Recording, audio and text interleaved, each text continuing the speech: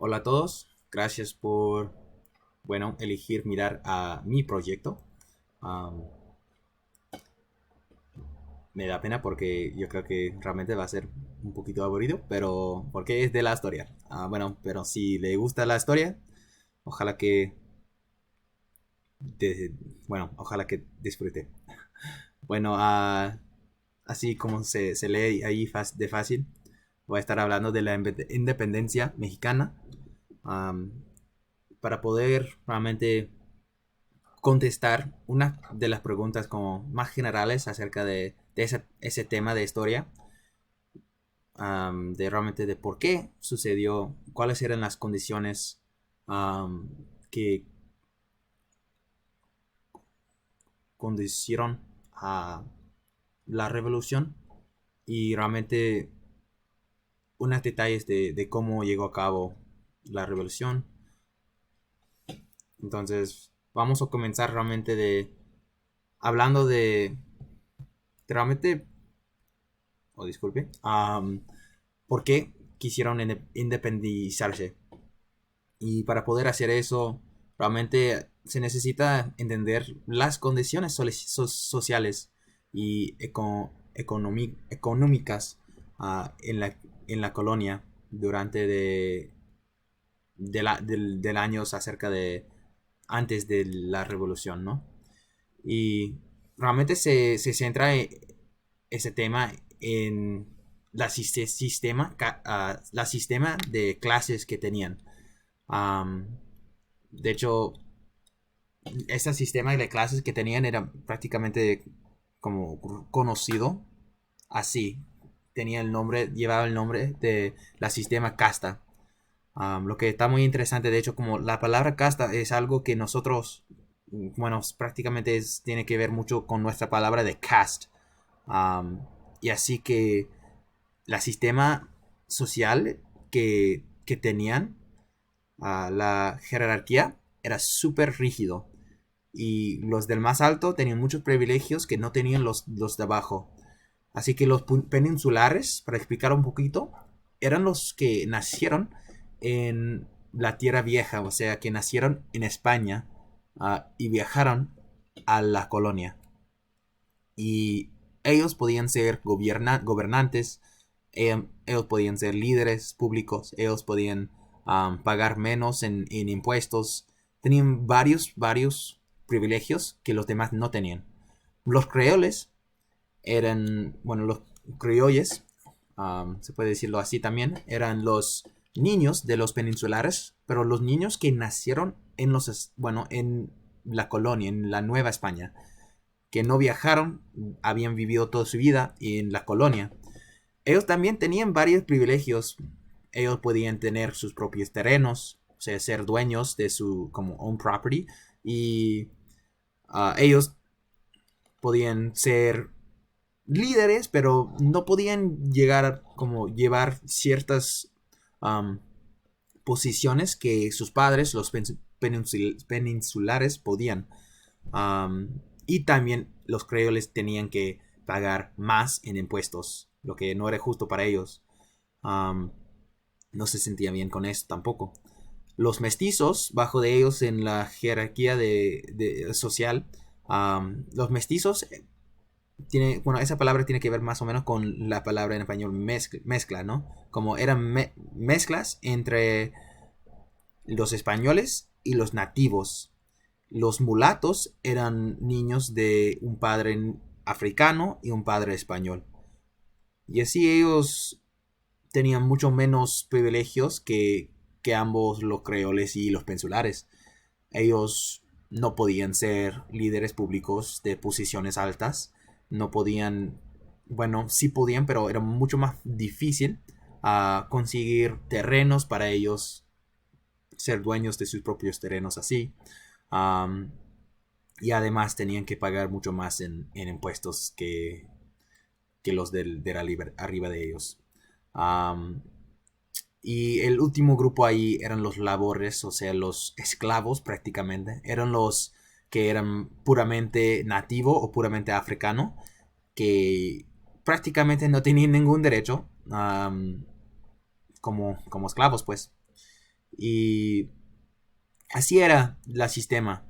Y este sistema realmente causaba mucha contención entre las colonias, bueno, entre ellos sí mismos, adentro de las colonias, había contención, pero también, dado que la colonia realmente fue, um, bueno, se componía más que todo, la población que era más, eran los mestizos. Entonces, prácticamente la colonia en general se chocaba más o menos con su país materna, ¿no? Con España.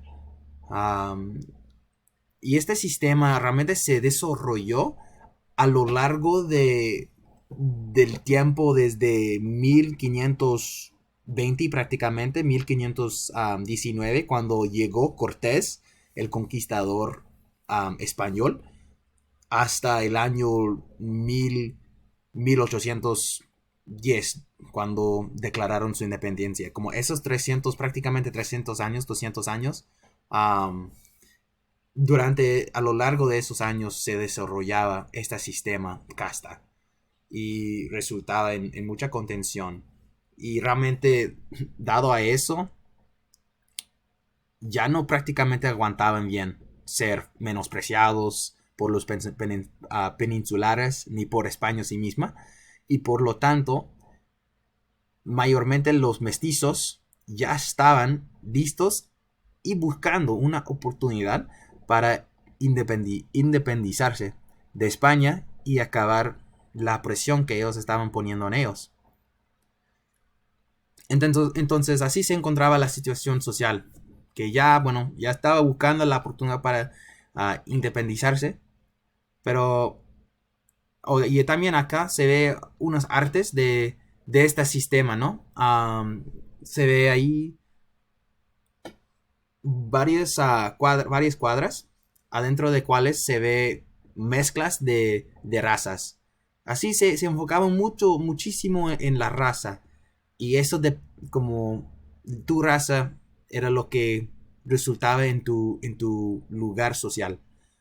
Uh, hay varias letras ahí como bajo de las cuadras, que explican la combinación de razas.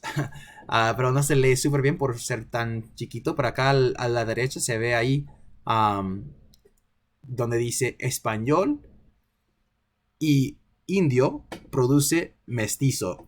Es como así era ellos, y vendían esas obras de arte a los españoles. Y eran como orgullosos de su sistema de opresión y de racismo, realmente. Racismo. Pero así era la situación. Y nos viene la pregunta realmente, ¿qué era el catalizador de la revolución? Como que era la cosa que realmente les empujó suficientemente para realmente comenzar la revolución. Y la interesante es que la oportunidad para las colonias para independizarse vino a ellos gracias a Francia. Si eres un prodigio de la historia, tú sabrías lo que sucedió en España en el año 1808. Napoleón Bonaparte llegó a cabo su campaña militar a conquistar toda Europa. Y en 1808 él dispuso el rey actual de España y lo reemplazó con su hermano. Ahí está su hermano Joseph o José. Y Napoleón, después de conquistar a España, le dispuso a Ferdinand el 7, y lo reemplazó con su hermano. Y así que estaba en un estado, realmente un estado de confusión y de agitación, el país de España, la nación. Y dado a este cambio del rey que sucedió, del liderazgo que sucedió, y los habitantes de las colonias realmente agarraron ese momento de, de confusión entre adentro de la nación, lo agarraron como su chance para ganar su libertad, para comenzar su compañía de liberarse, independizarse.